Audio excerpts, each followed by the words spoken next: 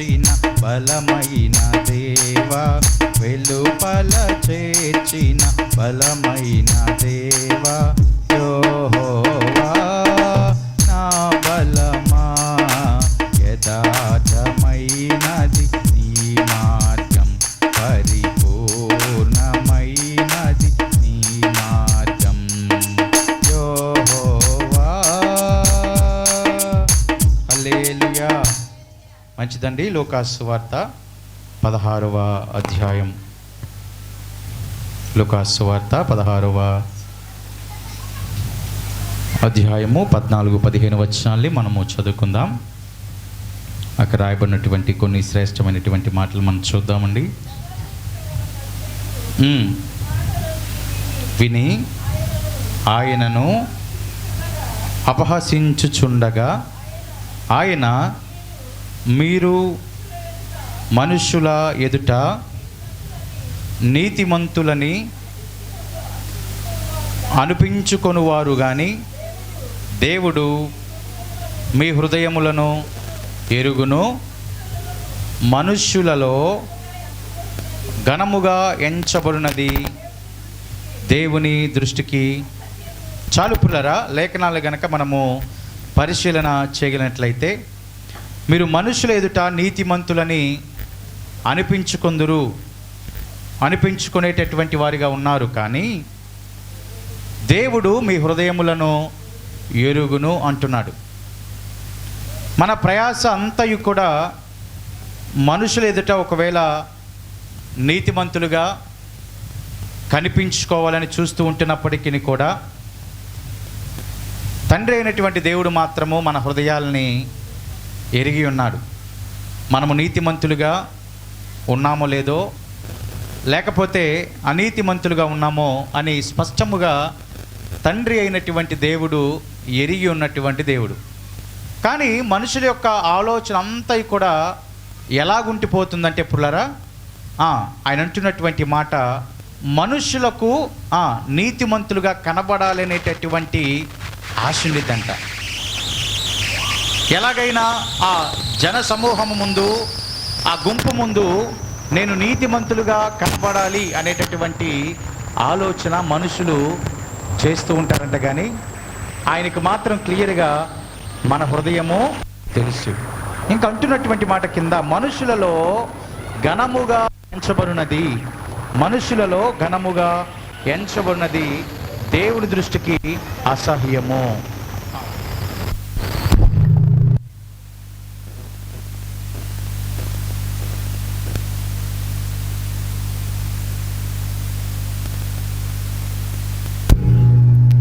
Hallelujah, praise the lord. మనుషులలో ఘనముగా ఎంచబడినది దేవుని దృష్టికి ఎలాగుందంటే పుల్లరా, అసహ్యముగా ఉన్నదంట.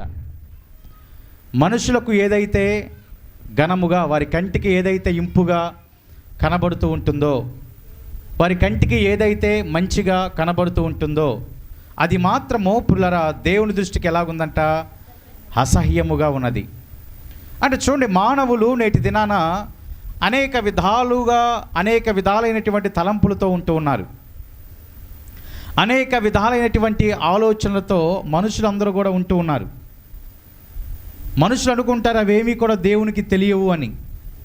లేఖన భాగాలు కనుక ఒకసారి చూస్తే పుల్లరా, 94వ కీర్తన ఒకసారి మనం చూస్తే పుల్లరా, 94వ కీర్తన 11వ వచనాన్ని కనుక ఒకసారి మనం చదవగలిగినట్లయితే అక్కడ ఈ రీతికి ఒక మాట రాయబడి ఉంది కదా. 94వ కీర్తన 11వ వచనాన్ని ఒకసారి మనం చూద్దాం. నరుల ఆలోచనలు వ్యర్థములని యెహోవాకు తెలిసే ఉన్నది. మనుషుల ఆలోచనలన్నీ కూడా వ్యర్థమని ఎవరికి తెలుసు అంట పుల్లారా? దేవునికి తెలుసు. కానీ మానవులు లేదా మనుషులు ఏమని అనుకుంటున్నారంటే, ఏమీ తెలియవులే అని అనుకుంటూ ఉన్నారు. నేనే నీతిమంతులే అని అనుకుంటూ ఉన్నారు. వారికి ఇష్టమైనటువంటి వాటిని ఘనముగా ఎంచుకుంటూ ఉన్నారు. ఇష్టమైన వాటి అన్నిటిని కూడా ఎలాగంటే ఘనముగా ఎంచుకుంటూ ఉన్నారు. కానీ పుల్లరా, అది మాత్రము దేవుని దృష్టికి అసహ్యముగా, మన ఆలోచన అంతయు కూడా పుల్లరా వ్యర్థములు అని ఆయనకు తెలుసు. అంటే దీన్ని బట్టి క్లియర్గా ప్రభువారు చెప్తున్నటువంటి మాట, నరులు వ్యర్థమైనటువంటి ఆలోచనలే చేస్తారని. ఉపయోగపడేటటువంటి ఆలోచనలు నరులు చేయరు. వారి జీవితాలకు, కుటుంబాలకు, లేకపోతే ఆధ్యాత్మిక ఆత్మీయ మేలుకు ఉపయోగపడేటటువంటి ఆలోచనలు నరులు ఏమాత్రం కూడా చేయట్లేదంట. అందుకని వారి ఆలోచనలన్నీ కూడా వ్యర్థము వ్యర్థము వ్యర్థము. ఎందుకంటే వారి నీతిమంతులు అని అనుకుంటూ ఉంటున్నారు కాబట్టి అవన్నీ కూడా వ్యర్థములే అని తెలుసుకోవలసినటువంటి దినాల్లోనికి మనం వచ్చేసాం. పిల్లల లేఖనాలు కనుక మనం సూటిగా పరిశీలన చేయగలిగినట్లయితే మత్తయి సువార్తలో ఉన్నటువంటి కొన్ని మాటలు మనం చూద్దాం. పుల్లరా, మత్తయి సువార్త 6వ అధ్యాయము 1వ వచనాన్ని ఒకసారి మనం చూద్దాం. మనుషులకు కనబడవలెనని వారి ఎదుట, చూడండి ఏమంటున్నారు పిల్లరా, మనుషులకు కనబడవలనని వారి ఎదుట మీ నీతి కార్యము చేయకుండా జాగ్రత్త పడు. అంటే మనుషులకు తెలియాల్సినటువంటి అవసరం అయితే లేదు ఇక్కడ పిల్లరా. మనుషులకు కనబడాలని వారి ఎదుట మన మంచి నీతి కార్యము చేయకుండా జాగ్రత్త పడమంటున్నాడు. ఎప్పుడు మనం జాగ్రత్త పడతాం? విలువ కలిగిన వస్తువులు ఉన్నప్పుడు జాగ్రత్త పడతాం. ధనము మన దగ్గర ఉన్నప్పుడు చాలా జాగ్రత్త పడతాం. లేకపోతే ప్రయాణం చేసేటప్పుడు విలువ కలిగినటువంటి వస్తువులు ధరించినప్పుడు, లేకపోతే మన దగ్గర చాలా ఎక్కువ ధనం ఉన్నప్పుడు మనం ఏం చేస్తామంటే జాగ్రత్తగా ఉంటాం. కానీ ప్రభు లేఖనం మాట్లాడుతోంది పిల్లరా, మనుషులకు కనబడాలని వారి ఎదుట మీ నీతి కార్యము చేయకుండా, అంటే మంచి కార్యములు వారి ఎదుట చేయకుండా కూడా జాగ్రత్త పడమని ఆయన చెప్తూ ఉంటున్నటువంటి మాట. జాగ్రత్త పడాలి. లేని ఎడల పరలోకమందున్న మీ తండ్రి యొద్ద మీరు ఫలము పొందరు. ఫలము ఏమాత్రం కూడా మనం పొందవండి. ఫలాన్ని ఆశించే అనేక పనులు మనం చేస్తూ ఉంటాం. ఏదో బెనిఫిట్ని ఆశించే అనేక పనులను మనం చేసేటటువంటి వారిగా ఉంటాం. ఈ పని చేస్తే నాకు ఎంత లాభం వస్తుందా, లేకపోతే ఈ కుటుంబంతో మాట్లాడితే నాకు మేలుగా ఉండిద్దా, లేకపోతే ఈ ధనముతో ఉన్నటువంటి మనుషులతో మాట్లాడితే నాకు ఏమైనా అవసరత వచ్చినప్పుడు సహాయం చేస్తారు కదా అనే ఆలోచనతో సగటు మనుషులు ఉంటారండి. లేదా కొంతమంది గుంపుగా ఉన్నటువంటి వారి ఎదుట నీతి కార్యములను చేయటానికి వారు ఏం చేస్తారంటే ప్రయాసపడతా, వారికి కనబడాలి, నేను చేసే మంచి వారికి కనబడాలి, నన్ను అందరూ కూడా పొగుడుకోవాలి. చాలామందికి ఈ ఆలోచన ఉండిద్దండి. చేసే చిన్న పనైనా ఒక పెద్ద సమూహానికి తెలుసుకొని వారు నన్ను పొగడాలి అనే ఆలోచనతో ఉంటారు. కానీ వారితో ప్రభువు చెప్తున్న మాట, వారు ఏమాత్రమో ఫలము పొందరు. ఏమంటే పిల్లరా, ఏమాత్రము కూడా వారు ఫలము పొందరు. అక్కడ రాయబడుతున్నటువంటి మాట 2వ వచనంలో, కావున నీవు ధర్మము చేయనప్పుడు మనుషుల వలన ఘనత నొందవలనని వేషధారులు సమాజ మందిరములలోనూ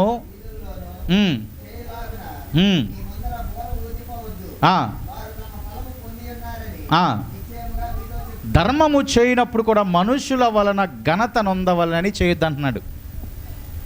ధర్మము చేసేటప్పుడు కూడా మనుషుల వలన మెప్పొచ్చుద్దేమో. ఇందాక చెప్పినట్లుగా నన్ను పొగుడుకుంటారు కదా, నన్ను పొగుడుతారు కదా, 100 మందికి బట్టలు ఇస్తే ఏమండి నెలలను చెప్పుకుంటారు కదా, లేకపోతే అవసరం ఉన్నటువంటి వారికి సహాయం చేస్తే నెలలను చెప్పుకుంటారు కదా అనే ఆలోచనతో ఉంటారు. కానీ వారు తండ్రి యొద్ద నుంచి మాత్రము ఫలము పొందరు.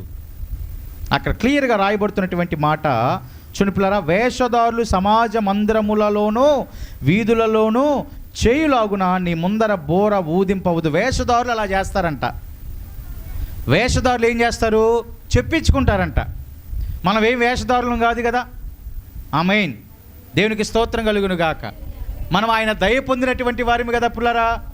ఏమాత్రం మనలో వేషధారణ లేనే లేదు. నిశ్చయముగా ఆయన దయను పొందినటువంటి వారిగా ఉన్న మనము ఏమాత్రం ఆ రీతిగా ప్రవర్తించకూడదు. హల్లెలూయా, హల్లెలూయా.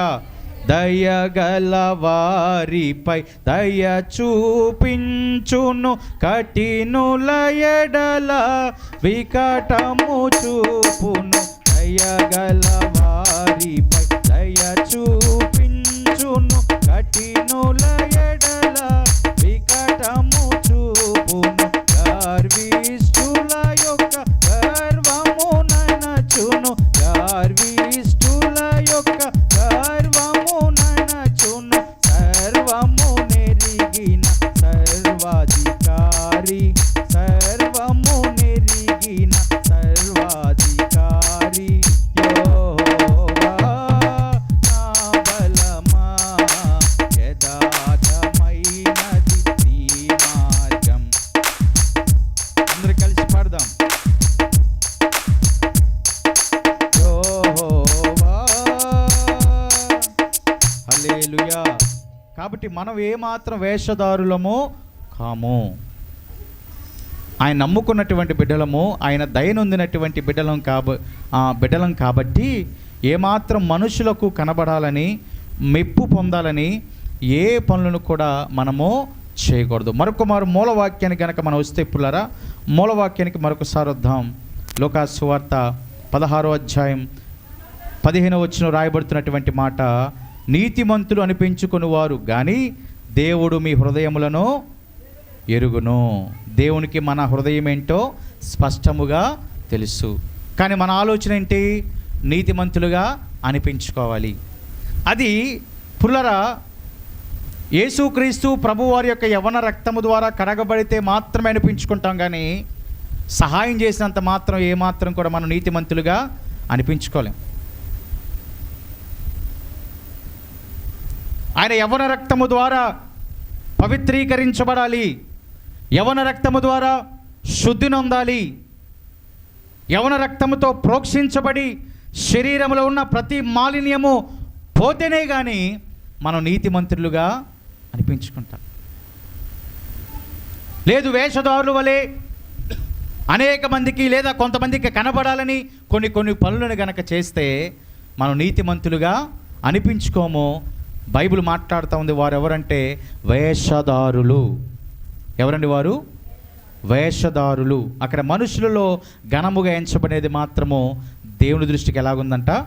అసహ్యముగా ఉన్నది. 64వ కీర్తన ఒకసారి కనుక మనం చూస్తే ఇప్పుడులరా, 64వ కీర్తన 5వ వచనాన్ని ఒకసారి మనం చదువుదాం.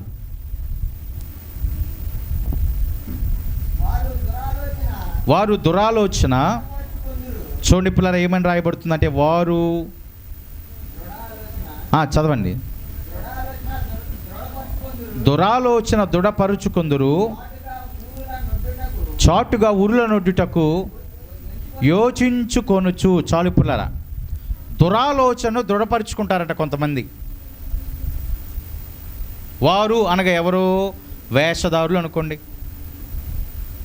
లేదా మనుషులు ఎదుట నీతిమంతులుగా కనబడాలి అని అనుకునేటటువంటి వారందరూ కూడా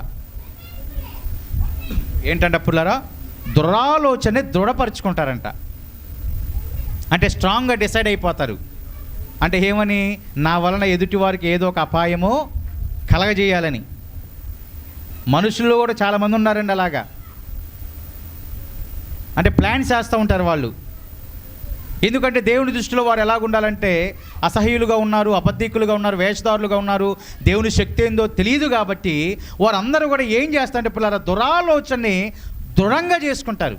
అసలు మంచి ఆలోచన దృఢంగా చేసుకోవాలి, కానీ ఎవరైనా దురాలోచన దృఢంగా చేసుకుంటారా? చేసుకోరు. కానీ ఎవరు చేసుకుంటారు? వేషధారులు అలా చేస్తారు. తమ దృష్టికి తామే నీతిమంతులు అనిపించుకునేవారు చేస్తారు. అనేక మంది మనుషుల ఎదుట నీతిమంతులుగా కనబరుచుకునేటటువంటి వారందరూ కూడా దురాలోచనని దృఢపరుచుకుంటూ చాటుగా ఉరుల నొడ్డుటకు ఆలోచన చేస్తూ ఉంటారంట వాళ్ళు. ఆలోచన చేస్తూ ఉంటారంట వాళ్ళు. మరి వాళ్ళందరూ కూడా వేషధారులే కదా పుల్లరా. ఇందాక మనం చూసాం కదా మత్తయి సువార్తలో, వారందరూ కూడా ఎవరంట? వేషధారులే. చూడండి, ఆ వేషధారులను బట్టి రాయబడుతున్నటువంటి మరొక మాటను కనుక మత్తయి సువార్తలోనే కనుక మనం చూస్తే 4-5 వచనాలు ఒకసారి చూడండి పుల్లరా. 6వ అధ్యాయం ఒకసారి చూడండి పిల్ల. 5వ వచనాలు ఒకసారి చూద్దాం. రహస్యము చూచు నీ తండ్రి ఆ, మరియు మీరు ప్రార్థన చేయనప్పుడు వేషధారుల వలె ఉండవద్దు. ఆ, ఆ, వీధులలోను ప్రార్థన చేయనప్పుడు వేషధారుల వలె ఉండవద్దు అంటున్నాడు. ప్రార్థన చేసేటప్పుడు కూడా వేషధారుల వలె ఉండొద్దు, వేషధారుల వలె ఉండవద్దు. మనుషులకు కనబడవలనని సమాజ మందిరములలోనూ వీధుల మూల నిలిచి ప్రార్థన చేయుట అంటే మనుషులకు కనబడాలని వారి తాపత్రయం అంతా కూడా ఏంటంట. ఇప్పుడు మనుషులకు ఘనముగా ఎంచబడి దేవుని దృష్టిలో ఎలాగుంది? అసహ్యంగా ఉంది కదా. కానీ వీళ్ళు ఏం చేస్తున్నారు ఇక్కడ? నేను బాగా ప్రార్థన చేస్తున్నాను అని అనిపించుకోవాలని కూడా ఆలోచనతో ఉంటారంట కొంతమంది మనుషులు. వారందరూ కూడా వేషధారులతో సమానమే, వారు తమ ఫలము పొంది ఉన్నారని నిశ్చయముగా మీతో చెప్తున్నాను. కాబట్టి ప్రార్థన చేసేటప్పుడు, ప్రార్థన చేయనప్పుడల్లా నీ గదిలోనికి వెళ్ళి తలుపు వేసి రహస్యమందున నీ తండ్రికి ప్రార్థన చేయము. అప్పుడు రహస్యమందు చూచు నీ తండ్రి నీకు ప్రతిఫలము ఇస్తాడు. రహస్యమందు ఉన్నటువంటి తండ్రికి మనం ప్రార్థన చేయాలి. ఒక గుంపు చూస్తున్నారులే, వారు నన్ను బాగా ప్రార్థన చేస్తున్నారులే అని అనిపించుకోవడానికి ప్రార్థన చేయకూడదంట. మందిరంలో ఒక 100 మంది ఉన్నారు, వారు నన్ను గురించే చెప్పుకోవాలి అనే ఆలోచనతో ప్రార్థన చేయకూడదంట. లేకపోతే బయట సమాజంలో ఒక గుంపు, పెద్ద గుంపు ఉంది, వారు నా గురించే మాట్లాడుకోవాలి అనిపించుకునేటట్లుగా ప్రార్థన చేయకూడదంట. ప్రభు లేఖనాలు మాట్లాడుతూ ఉన్నాయి, నువ్వు ప్రార్థన చేయనప్పుడు నీ గదిలోనికి వెళ్ళి రహస్యమందు చూచుచున్న నీ తండ్రికి, మన తండ్రికి మనం ఏం చేయాలంట? ప్రార్థన. అలా చేయని పక్షంలో అంతా కూడా వేషధారనే కదా. మనుషులకు కనబడాలని సహాయం చేస్తే వేషధారనే, మనుషులకు కనబడేటట్లు ప్రార్థన చేస్తే వేషధారనే. మరి దానికి మనకు ఫలం ఏమైనా వచ్చిద్దా? రాదు కదా. కానీ వాళ్ళు ఏమనుకున్నారు?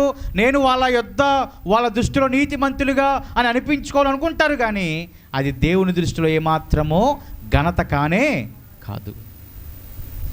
ఆయనకి మనందరి హృదయ ఆలోచనలు, మన హృదయము తేటగా తెలుసు. మనం వేషధారితనముతో ప్రార్థన చేస్తున్నామో, వేషధారితనముతో లేకపోతే సహాయం చేస్తున్నామో, అది మొత్తము కూడా ఆయనకు తెలుసు. మనం అనుకుంటే ఏమాత్రం కూడా సరిపోదని. అమ్మయ్య నేను చేసేసిన సహాయము ప్రభు లిస్టులోకి ఎక్కించుకుంటాడు కదా అనే ఆలోచనతో ఉంటాం మనం. కానీ ప్రభు ఏమాత్రం కూడా దాన్ని ఆలకించడు. కాబట్టి తమ దృష్టికి తామే నీతిమంతులుగా అనుకునేటటువంటి ఏ జనాంగమైనా ప్రభు రాజ్యానికి వారసులుగా అవ్వలేరు పుల్లారా. ప్రభు రాజ్యానికి ఏమాత్రం కూడా వారు వారసులుగా కాలేరు. ప్రభు దృష్టిలో వారు ఎలాగుంటారంటే వేషధారులుగానే ఉంటారు. ఒకసారి 73వ కీర్తన గనక ఒకసారి మనం చూస్తే 11వ వచనంలో రాయబడి ఉన్నటువంటి మాట, 73వ కీర్తన 11వ వచనం, దేవుడు చూడండి ఇప్పుడు అక్కడ రాయబడుతున్నటువంటి మాట 11వ వచనం, దేవుడు ఎట్లు తెలుసుకొనును మహోన్నతునికి తెలివి ఉన్నదా అని వారు అనుకుందురు. చాలండి. చాలామంది దేవునికి ఎలా తెలిసిద్దిలే అనుకుంటారు. ఇందాక మనం ఏం చూసాము? నరుల ఆలోచనలు అన్నీ కూడా వ్యర్థములని దేవునికి ఆల్రెడీ తెలుసు. చాలామంది ఏ ఆలోచనతో ఉంటారంటే అసలు దేవునికి ఎలా తెలిసిద్దిలే అనుకుంటారు. మనం చేసే పని ఆయనకి ఏం తెలిసిద్దిలే అనుకుంటారు. ఆయనకి ఎలా తెలిసిద్దిలే అని అనుకుంటారు. మన ఇంట్లో ఉన్న వాళ్ళకి తెలిసినా తెలియకపోయినా సృష్టించిన ఆయనకి మాత్రము తెలుసు. అక్కడ రాయబడుతున్నటువంటి మాట పులరా, మహోన్నతునికి తెలివి ఉన్నదా అని వారు అనుకుంటారంట. ఏమండి, మహోన్నతునికి తెలివి ఉన్నదా? చూడండి ఎంత భక్తిహీనులు, ఎంత దిగజారిపోయారో చూడండి పుల్లారా. ఆయన్నే ప్రశ్నించేవారిగా, లేకపోతే ఆయన జ్ఞానమునే తృణీకరించేవారిగా, లేకపోతే ఆయనే ప్రశ్నలు సంధించేటటువంటి వారిగా ఈ భక్తిహీనులు అందరూ కూడా ఉండిపోయారు. వేషధారులు అందరూ కూడా ఉండిపోయారు. కానీ నీవు నేను అలా ఉండటానికి అవకాశం లేదండి. మన మహోన్నతుని పిల్లలుగానే ఆయన నాటినటువంటి మొక్కల వలె ఎదుగుచూ ఫలించే అనుభవాల్లోనే మనం ఉండాలి. కానీ ఏమాత్రము భక్తిహీనత, వేషధారితనము మన ఆలోచనలు కూడా రాకూడదు.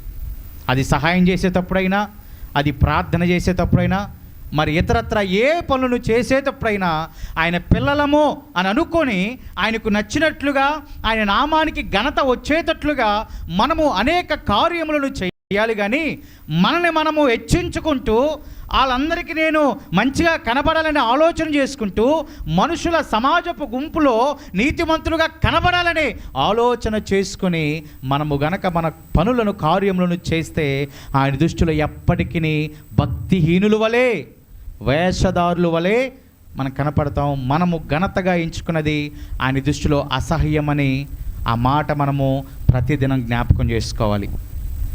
ఇది నాకు ఘనత వచ్చింది అనుకున్నావా? అది ఆయన దృష్టిలో ఎలాగుందంట? అసహ్యముగానే ఉంది. అది ఎవరి ద్వారా ఘనత రావాలంటే ప్రభువే ఘనత, ప్రభు ద్వారా రావాలి తప్ప మనము కానీ ప్రతి విషయాన్ని ఘనతగా ఎంచుకోకూడదు. కాబట్టి గమనించండి పులారా, మన దృష్టికి మనమే నీతిమంతులుగా అని అనిపించుకోవడానికి ప్రయాసపడితే దేవుడు మన హృదయాన్ని చూస్తున్నాడు, దేవుడు మన పరిస్థితిని చూస్తున్నాడు. జీవము కలిగినటువంటి తండ్రి మన పరిస్థితులన్నిటినీ కూడా, జీవన విధానాన్ని చూస్తున్నాడు. కాబట్టి జాగ్రత్తగా ఆలోచన చేయండి. ఏ విధమైనటువంటి పొరపాటులు లేకుండా, ఒకవేళ మనుషులకు కనబడాలని కాకుండా రహస్యమందు చూచున్న తండ్రి నాకు ఫలమిస్తాడు కదా అనే ఆలోచనతో మనము ఏ సహాయమైనా, ఏ కార్యమైనా, ఏ ప్రార్థనైనా చేసేటటువంటి వారిగా ఉండాలి. కానీ మనకు నచ్చినట్లుగా అనేక మంది నన్ను మెచ్చుకుంటారని ఎప్పటికీ ఎన్నటికీ కూడా చేయవద్దు పులారా. కాబట్టి మధ్యాహ్నకాల సమయంలో ఆయన ఎదుట మనం నీతిమంతులుగా కనపడటానికి మనల్ని మనం సిద్ధం చేసుకుందాం. అతి కృప దేవుడు మనకు అనుగ్రహించునుగాక. దేవుడి మాటలు మన వినికిల్లో దీవించి ఆశీర్వదించునుగాక. అందరం మోకరిద్దాం, ప్రార్థన చేసుకుందాం. ప్రార్థనాపూర్వకంగా ముందుకు మనం కొనసాగుదాం.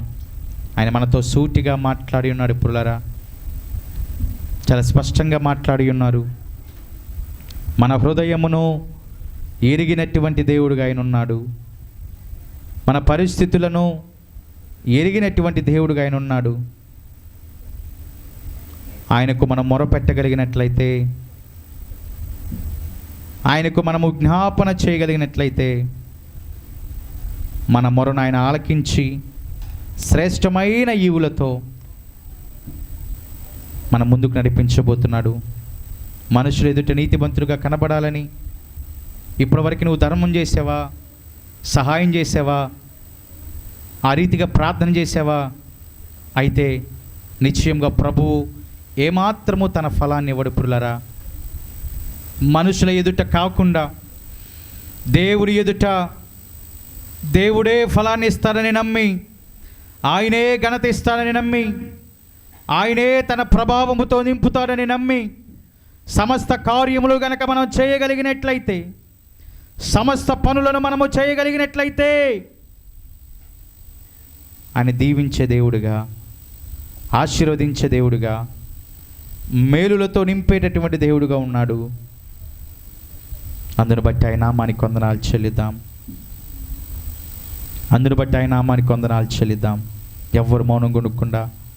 ఎవ్వరు మౌనం కొనుక్కుండా ప్రార్థన చేద్దాం. ప్రార్థనాపూర్వకంగా ముందుకు మనం కొనసాగుదాం.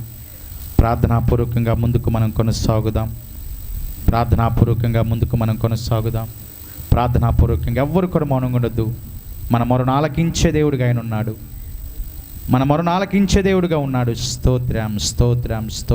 స్తోత్రం. మరణ పుటూరులలో మరువక మొరలిడ ఉన్నత దుర్గమై రక్షణ శృంగమై. మరణ పుటూరులలో మరువక మొరలిడ ఉన్నత దుర్గమై రక్షణ శృంగమై. తనాలయములో నా మొర వినెను, తనాలయములో నా మొర వినెను. అదరగబరని భయకంపముచే అదరెను